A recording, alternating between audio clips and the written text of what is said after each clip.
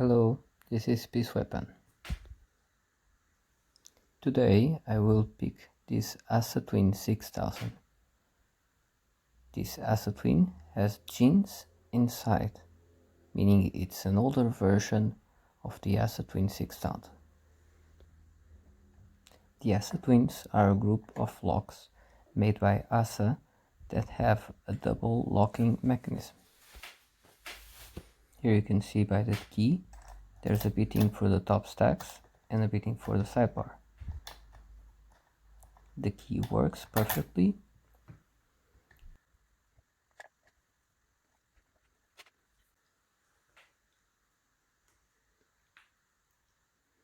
For tensioning, I used a double pry bar from Sparrows, and I made it so that it spreads apart a little bit and fits the top of the lock much better, much tighter.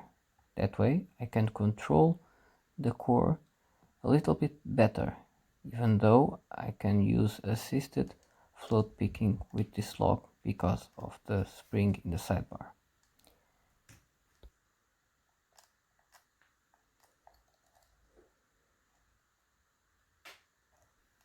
Just a small adjustment for comfort.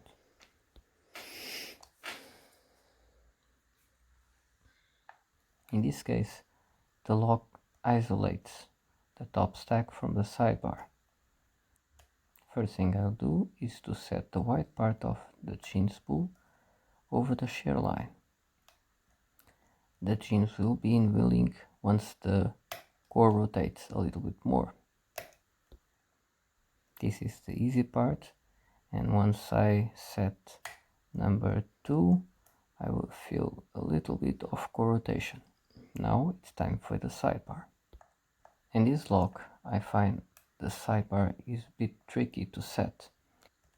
The side pins will behave frequently like tapered pins, and I'll have to keep checking on them every time I set one of the side pins and go back and forth, pushing them up a little bit so that they set as they should. I just did that with side pin 4 and 5, and now I'm picking 1. Now I'm going for number 3, go back to 1 to check if everything is correct. Now I'm going for number 2, and it will not rotate the core, so I have to check every side pin again until finally I will get a click.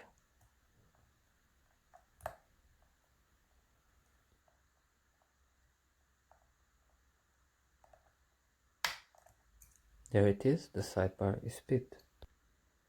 At this moment I'll check how the pins are in the top stacks. None of the chins that are in the milling are binding. There's one chin that is not in the milling because the chamber doesn't have any milling. That is number 3.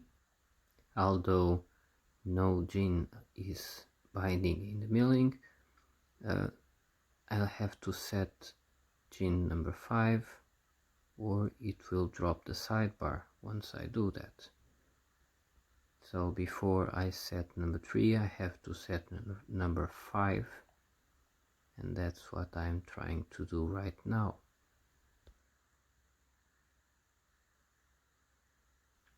I'm taking my time to check where I am picking.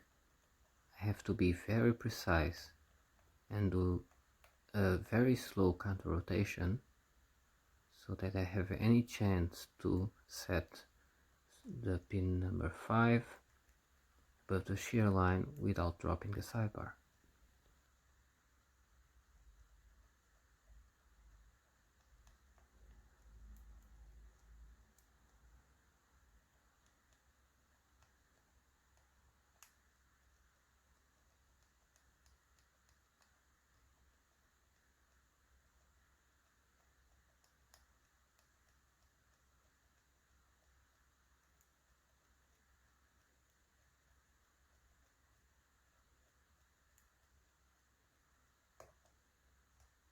This time I was lucky,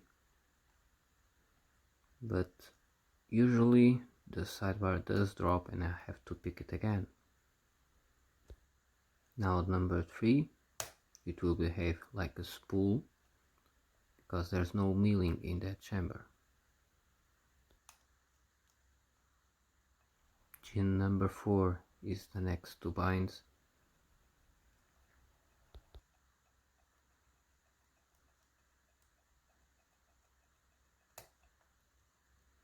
It is set. Because pins number 1 and 2 are set very high, I will put a Z-bar on the bottom of the keyway and use a deeper hook to help with the positioning and to allow a better control over the pulsing and the setting of the gins.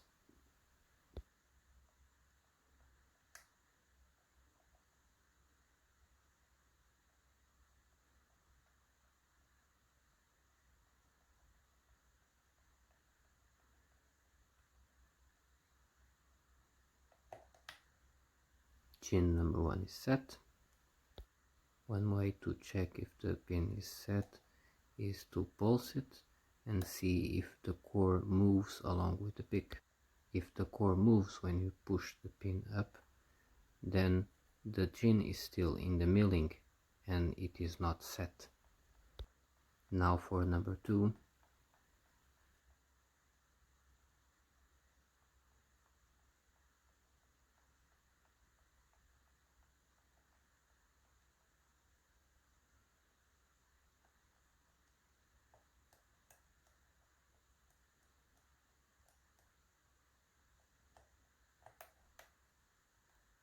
Here we go.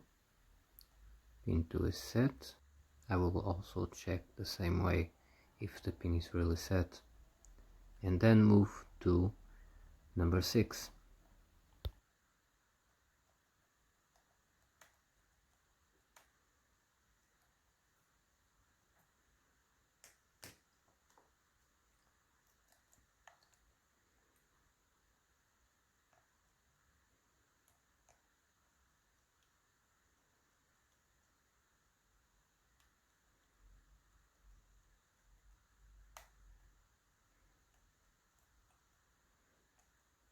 I'll go and check the other pins also, just to make sure they are all set in place.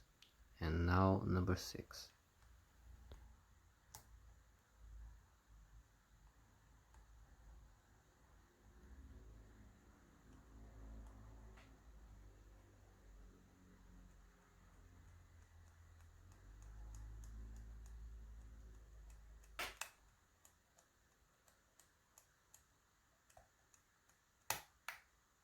I was setting number 6, I noticed another click, so probably a chin dropped.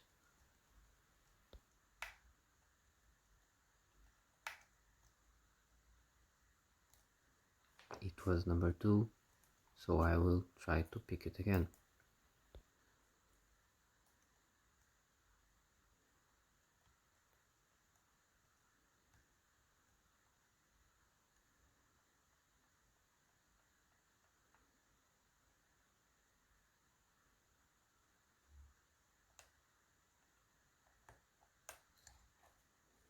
And we are open.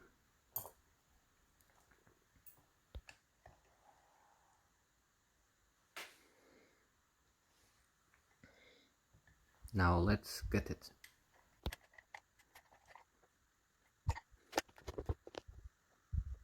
I'll be using this spinning tray. It was made by Duck Facts. He makes them in various formats, models, woods. Talk to him on Lockpickers United Discord if you like them. They're very cool. Thank you, Duck. Really like it. Now on to getting this. I will start by locking it up again. Now I can prevent any kind of breaking by taking the pins from the top.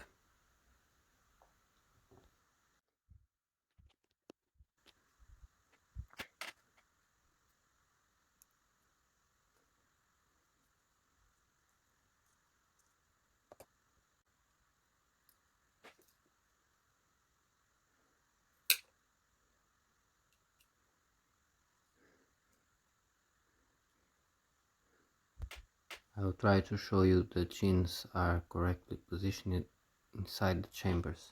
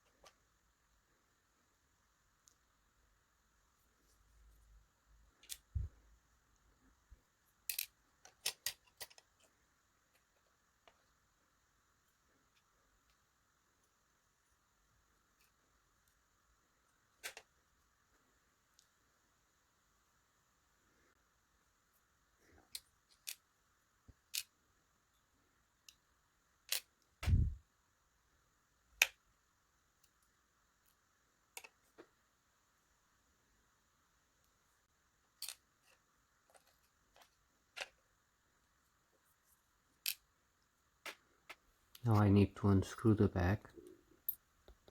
To remove the core, it's best to have the key inside so I don't lose the side pins.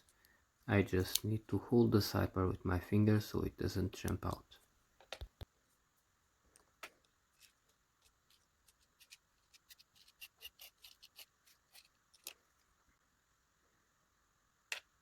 In the ASSA Twin 6000, the sidebar code is in the sidebar itself.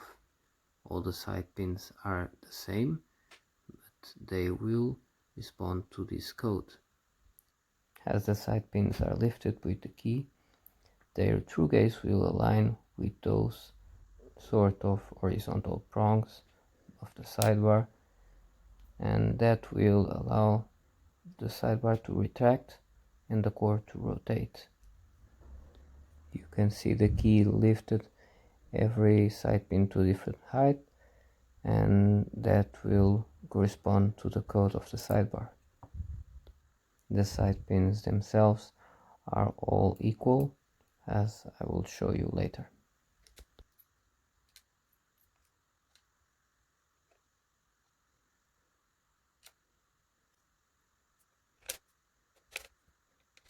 Here's the core in detail, the holes for the side pins. There's the sidebar groove. There's the chin milling on the top. You can see that it's fairly deep. Chamber 3 doesn't have any milling, but all the others do.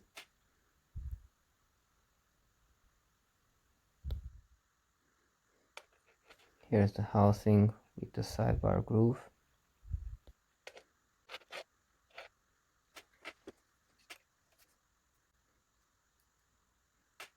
As I said before, all the side pins are the same. They will have 4 false gates and a true gate in the middle that will interact with the code of the sidebar and allow it to retract.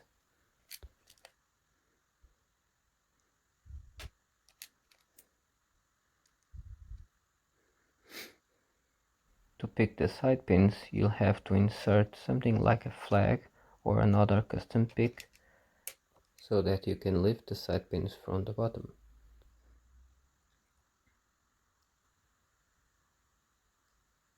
As you apply tension, the sidebar will bind against the false gates very strongly. So you'll have to release a lot of tension to allow to lift the side pins. Slowly releasing tension and slowly pulsing the side pin up is the best way to pick the side pins.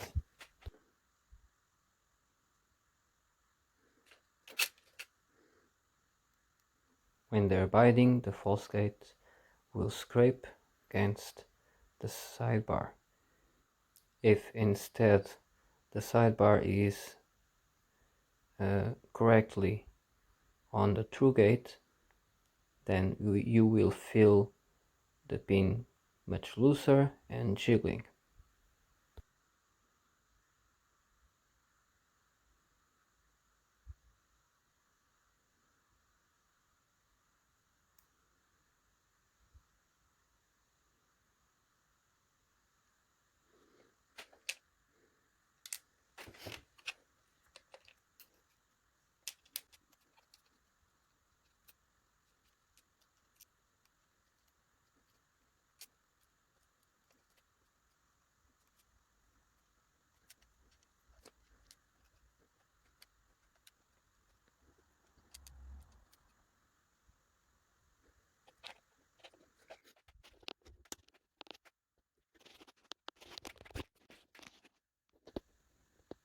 Here are all the pins